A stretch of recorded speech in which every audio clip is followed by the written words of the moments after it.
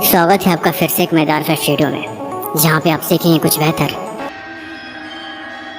नमस्कार मित्रों, आज से करीब 9000 वर्ष पूर्व त्रेता युग में भगवान श्री राम का जन्म हुआ था, जो भगवान विष्णु के 7वें अवतार माने जाते हैं। लेकिन भगवान विष्णु के छठे अवतार का नाम भी राम ही था, किंतु जब भगवान शिव ने उन्हें अपना परशु शस्त्र प्रदान किया तो उनका नाम परशुराम हो गया। भगवान श्री राम के बारे में अक्सर प्रश्न उठाया जाता है कि दशरथ पुत्र भगवान राम एक मनुष्य थे, तो एक मनुष्य आखिर इस सृष्टि का कर्ता भगवान कैसे हो सकता है? और यदि भगवान राम का जन्म त्रेता युग में हुआ था, तो इससे पहले के युग सतयुग में भी ऋषि राम का नाम कैसे जपते थे? क्या सतयुग में भी कोई राम नाम के भगवान थे? भगवान श्री राम का जन्म त्रेता युग में हुआ था, तो फिर सृष्टि के आरंभ से ही श्री राम को सनातनी हिंदुओं का भगवान क्यों माना जाता है? क्या कोई मनुष्य सर्वव्यापी भगवान या ईश्वर हो सकता है? दशरथ पुत्र राम, परशुराम, बलराम, आत्मा रूपी राम, परम तत्व रूपी राम, आखिर कितने प्रकार के हैं राम? मीरा बहुत बड़ी कृष्ण भक्त थी, तो मीरा ने भी क्यों कहा कि पायो जी मैंने राम रतन धन पायो? उसे तो कहना चाहिए था कि पायो जी मैंने कृष्ण रतन धन पायो। आखिर मीरा ने भी राम का ही नाम क्यों लिया था? कौन है भगवान राम, जिन्हें अधिकतर लोग नहीं जानते हैं? आइए जानते हैं आज की इस बेहद ही महत्वपूर्ण प्रस्तुति में कि भगवान श्री राम का वास्तविक स्वरूप क्या है। राम, हे राम, राम राम, हरे राम, सीता राम, अरे रे राम राम, हाय राम, राम नाम सत्य है, मेरा राम करे वह सही, जैसे उद्गार एक हिंदू के मुख से आपको अक्सर सुनने को मिलेंगे। राम एक ऐसा पवित्र नाम और शब्द है जो हर एक सनातनी हिंदू की आत्मा से जुड़ा हुआ है और जिस पर आज अज्ञानता का आवरण पड़ गया है, अज्ञानता की मिट्टी चढ़ गई है और जिसका लाभ कई विधर्मी और विरोधी लोग हिंदुओं की आस्था को विचलित करने के लिए उपयोग करते हैं। कोई व्यक्ति कहता है कि मैं राम को नहीं मानता और राम भगवान नहीं है, तो इसका अर्थ और वास्तविकता यह है कि वह अज्ञानता के बहुत गहरे अंधकार में जी रहा होता है। वह जानता ही नहीं कि ईश्वर कौन है। उसे लगता है कि ईश्वर का कोई एक खास स्वरूप है और उसी रूप के अलावा ईश्वर का कोई दूसरा स्वरूप हो ही नहीं सकता। और ऐसे ही मूढ़, अज्ञानी और दुर्भागी लोग अक्सर हमें अपने जाल में फंसाने आ जाते हैं। और ऐसा ही हुआ जब कबीर जी राम नाम का जाप कर रहे थे, तो कुछ संशय डालने वाले लोग उनके पास आए और कहने लगे कि क्या कर रहे हो? तो कबीर जी ने कहा कि राम का भजन कर रहा हूँ। अच्छा, कौन से राम का भजन कर रहे हो? कबीर जी ने कहा, राम क्या बहुत सारे हैं? तो उन्होंने कहा कि ल्यो, यह तो पता ही नहीं कि कौन से राम का भजन करते हैं, और लग गए भजन करने। इन्हें यह भी पता नहीं कि राम कितने प्रकार के होते हैं, तो भजन करने का क्या फायदा? अब वे विचलित करने वाले लोग कह कर तो चले गए, लेकिन अब कबीर जी सोचने लगे कि मुझे तो पता ही नहीं, मुझे पता है कि एक ही राम है। यह कैसा संशय मेरे मन में डाल गए। पूछते हैं कौन से राम का भजन करते हो, और साथ में एक दोहा भी सुना गए कि एक राम दशरथ का बेटा, एक राम घट घट में लेटा, एक राम का सकल पसारा, और एक राम सभी से न्यारा, और इनमें से कौन सा राम तुम्हारा? हमें तो पता ही नहीं था, हम तो एक ही राम को जानते थे। यह लोग मन में संशय डाल गए, पर गुरुजी ने कहा था कि कोई संशय हो तो निवारण कर लेना। तो कबीर जी ने सोचा कि गुरुजी के पास जाकर ही निवारण करता हूँ। तो कबीर जी पहुँचे गुरुजी के पास, गुरुजी को प्रणाम किया। गुरुजी बोले, आओ, क्या बात है?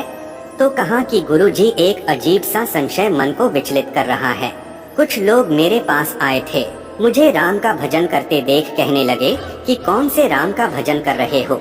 तो मैंने कहा कि मैं तो एक राम को ही जानता हूँ, क्या बहुत सारे राम होते हैं? तो उन्होंने कहा कि हाँ, एक राम दशरथ का बेटा, एक राम घट घट में लेटा, एक राम का सकल पसारा, और एक राम सभी से न्यारा। बताओ, इनमें से कौन से राम का भजन कर रहे हो, और इनमें से कौन से राम तुम्हारे हैं?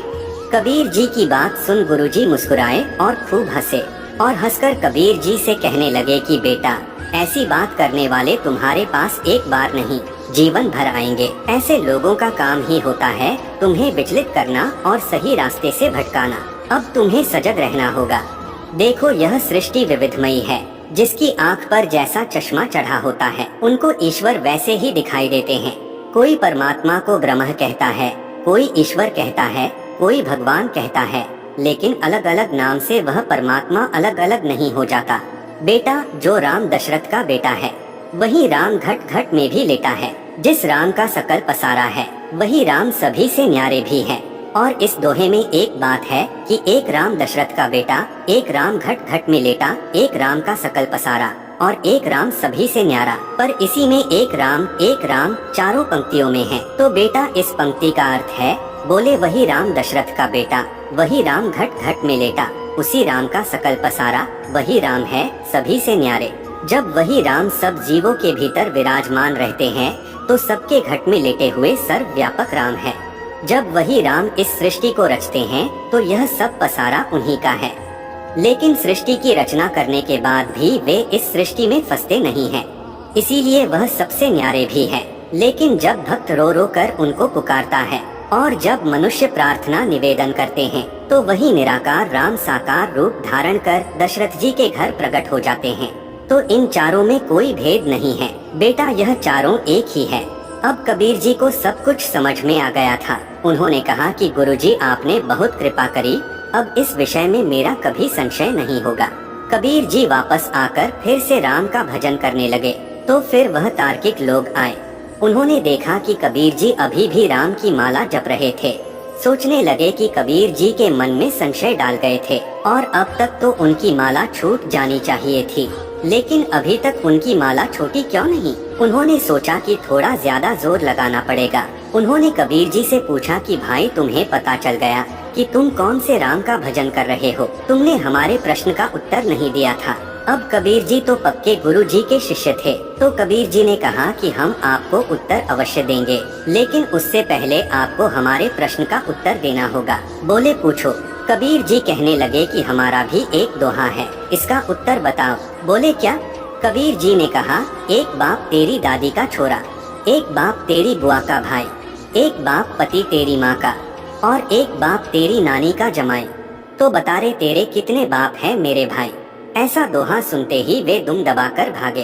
कबीर जी ने आवाज लगाई कि बताते तो जाओ कि तुम्हारे एक बाप है कि 4 बाप है कि 6 बाप है। वे बोले कि हद हो गई, यह क्या पूछने की बात है। वे बोले कि वही बाप मेरी दादी का छोरा, वही बाप मेरी बुआ का भाई, वही बाप मेरी माँ का पति और वही बाप मेरी नानी का जमाई।